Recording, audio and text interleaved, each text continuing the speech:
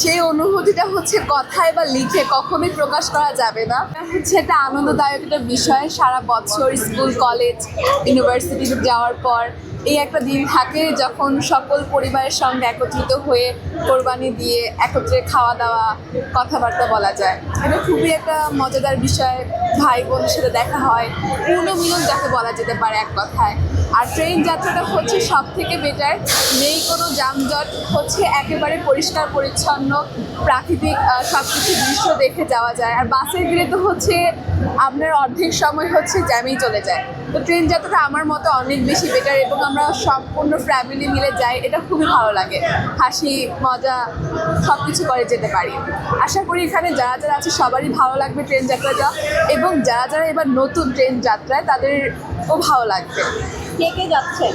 আমরা পরিবারের সবাই যাচ্ছি এবং আমাদের যে পশু পাখি আছে, আমাদের একটা খরগোশ আছে, মুরগি আছে, তারাও যাচ্ছে আমাদের সাথে। কতদিন পর যাওয়া হচ্ছে?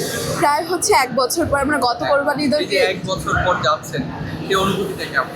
সেই অনুভূতিটা হচ্ছে কথায় বা লিখে কখনোই প্রকাশ করা যাবে না।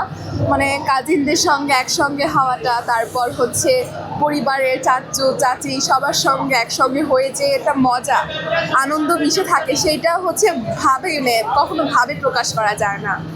এখন যাচ্ছেন, আবারও তো ফিরবেন কয়েকদিনের আনন্দ শেষে, হ্যাঁ। সেই অনুভূতিটা কেমন হবে? আমি একটা কথা বলি, আমি যতবার আমার গ্রাম থেকে ফিরেছে সব সময় আমার চোখে পানি থেকেছে।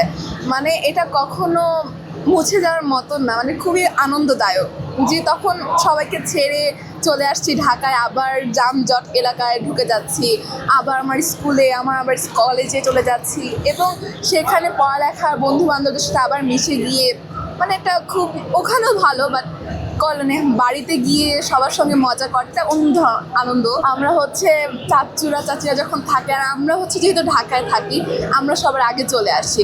তো হচ্ছে যানজটের ভয়ে আমরা আগে চলে আসি, যে তাড়াতাড়ি যদি ঢাকায় চলে যাই যানজটটা কম পাবো।